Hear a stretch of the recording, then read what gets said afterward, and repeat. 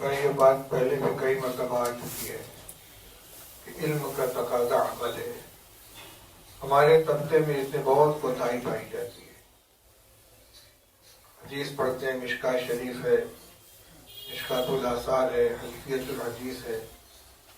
اس کے علاوہ بھی تقریر کی کتابیں تقریر کرنے کے لیے یاد کرتے ہیں، اس میں مختلف روایات آتی ہیں، حدیث آتی ہیں. مگر جس عنوان کو موضوع بنا کر دعادار تقریر کرتے ہیں خود اس پر عمل نہیں ہوتا.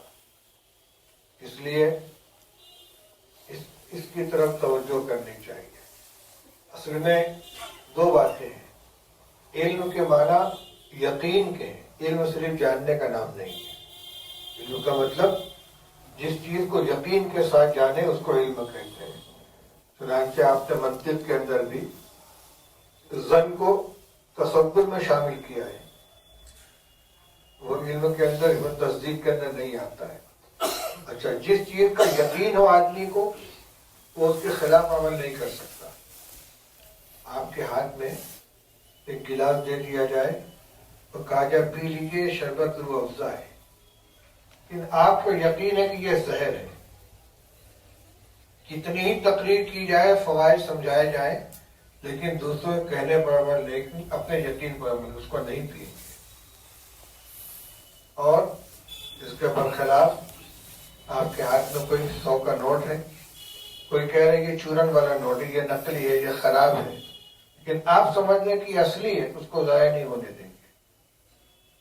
کیوں؟ اپنے یقین پر آدمی عمل کرتا ہے. کسی آدمی سے کہا جائے کہ تم 3 منزل اوپر سے کود پڑو، چوٹ نہیں لگے گی، کود جائے گا. سب لوگ مل کے اس کو تسلی دلائیں، لیکن اس کو یقین ہے کہ نہیں، گریں گے تو یا تو روانہ ہو جائیں گے یا زخمی ہو جائیں گے. تو علم کے معنی یقین کے، اور یقین کے خلاف عمل نہیں کرتا آدمی، فطرت ہے. تو اب جس چیز کو ہم نے پڑھا کہ فلاں عمل کی سزا جہنم ہے، فلاں عمل کی جزا اللہ کی رضا و خوشنودی ہے، اگر اس کے کرنے کی طبیعت میں آمادگی نہیں ہے تو اس کا مطلب یہ کہ جو وعدہ اس میں کیا گیا ہے اس پر ہمارا دل مطمئن نہیں ہے، اور جو وعید سنائی گئی اس پر دل مطمئن نہیں ہے. صحابہ رضی اللہ تعالیٰ عنہ کا یہی حال تھا کہ وعید سنائی جاتی تھی تو کانپ اٹھتے تھے، اور جزا سنائی جاتی تھی تو مست ہو جاتے تھے. مشکات شریف میں روایت ہے کہ غزوے کے اندر رسول اللہ صلی اللہ علیہ وسلم شریک ہیں. ایک صحابی عمیر ابن الحمام، انہوں نے کہا یا رسول اللہ ارأیت ان قتلت، یہ بتائیے کہ اگر میں قتل کر دیا جاؤں اس لڑائی میں تو میرا ٹھکانہ کیا ہوگا؟ فرمایا جنت. ان کا بخا بخا بہوا بہوا بہوا، اور اس کے بعد نیام میں سے تلوار نکال کے نیام کو توڑ کے پھینک دیا اور میدان میں گھل کے شہید ہو گئے.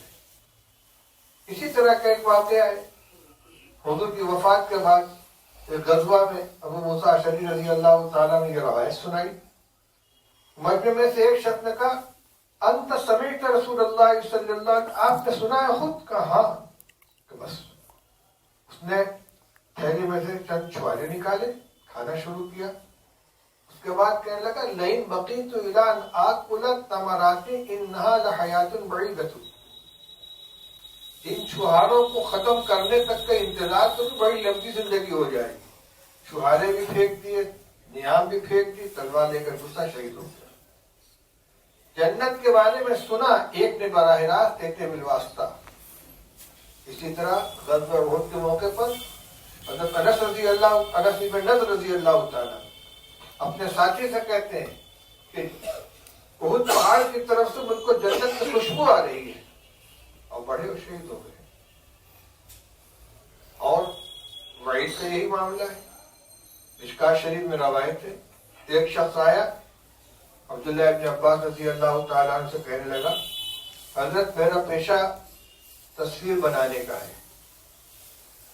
تو عبداللہ ابن عباس رضی اللہ تعالیٰ نے فرمایا رسول اللہ صلی اللہ علیہ وسلم نے فرمایا کہ جو شخص تصویر بنائے گا قیامت میں اس کو مکلف کیا جائے کہ اس میں جان ڈالو، وہ جان نہیں ڈال سکے گا. روایت میں فربا ربوة شدیدۃ، گھبرا کے گرم گرم سانسیں لینے لگا. ایسا ہوگا؟ تو انہوں نے کہا میں تو تجھ کو رسول اللہ صلی اللہ علیہ وسلم کی حدیث سنا دی، جو میں نے سنا اس کو بدلا دیا. خود صحابی نہیں ہے وہ، حضور سے براہ راست نہیں سنا ہے، لیکن ایک صحابی کی زبان سے حضور کی بتائی ہوئی وعید سنی. اس کا انجام کیا ہوا؟ گھبرا گیا. انہوں نے کہا اگر تصویر بناتے ہو درخت کی بناؤ، پہاڑ کی بناؤ، دریا کی بناؤ، جاندار کی مت بناؤ. حدیث میں ہے حضرت طلحہ ابن عبید اللہ رضی اللہ عنہ یا سعید ابن زید ابن عامر ابن نفیل رضی اللہ عنہ کی روایت عشر مبشرہ میں سے ہے. ان کے خلاف کسی شخص نے مروان کے دربار میں یہ درخواست دی کہ انہوں نے ہماری زمین دبا لی ہے. ان کو بلایا گیا کہ میرے بارے میں نے رسول اللہ صلی اللہ علیہ وسلم سے سنا ہے کہ جو شخص کسی کی ایک بالش ہوئی زمین دبا لے گا 7 طرف زمین کا اس کو توق پہنایا جائے گا. میں ہی کروں گا. میں سمجھانا یہ چاہتا ہوں کہ کسی غلطی کے اوپر جو عذاب، جو سزا، جو وعید بتائی گئی اس کو یقین کے ساتھ مانتے تو اس کے خلاف عمل نہیں کر سکتے، اور جس چیز کا جو ثواب بتایا گیا اس کے لیے جان تک قربان کر دیتے. ہمارے یقین میں ان کے یقین میں یہ فرق ہے. اس لیے آج پڑھتے ہیں، سب کچھ جانتے ہیں، عمل نہیں کرتے. یہ یقین کی کمی ہے. ہمیں اپنے پڑھ تو لیتے ہیں، الفاظ تو آ گئے لیکن دل کے اندر ہمارے وہ نہیں اترے، تو پھر تو حقیقت میں وہ علم نہیں ہوا، وہ معلومات ہوئی. علم آدمی کی صفت ہے. برتن میں کسی چیز کا رکھ لینا اور ایک ہے اس کو اندر داخل کر لینا. اپنے جو مثال بتلائی تھی کہ پیٹرول کا ٹینکر چل رہا ہے، اگر گاڑی کی انجن کے اندر پیٹرول ہے تو گاڑی چلے گی، لیکن پیٹھ کے اوپر بھرا ہوا ہزاروں گیلن پیٹرول ہے اور اس کی انجن میں پیٹرول نہیں تو گاڑی چلے گی.